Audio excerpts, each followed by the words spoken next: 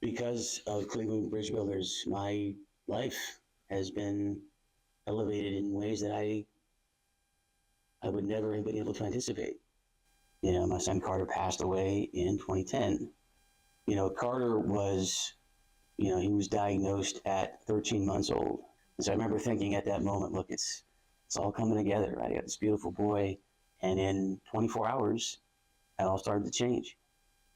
Carter's case was unusual, an aggressive form of leukemia where cure rates were maybe 50% back in those days, and they're not much better now. The pain of this loss will never go away, right? And over time, it's dulled a little bit, and what we've done for him has made it feel better. But we wanted something to keep him alive in our hearts and our minds. We wanted some kind of vehicle to invest energy that would otherwise be going to raising him. He'd be finishing his junior year of high school now. The mission is to serve families in Northeast Ohio impacted by childhood cancer. And we do that by serving them directly. And lately it's been more serving, the caregivers. We have major gift relationships now with Cleveland Connect Children's and Rainbow and the Ronald McDonald House. So, this is a lifelong passion of mine, right? It's an obligation that I feel to my son to honor his life by serving others, right?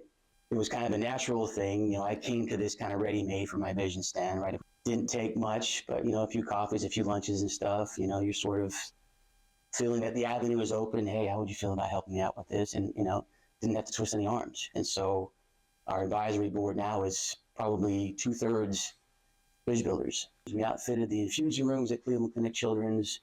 We put Nintendos into the 7th floor at Rainbow. Last year we gave the clinic $30,000 for these sort of custom muscle Xbox systems loaded with tons of games. So M50 there, all those rooms have units now.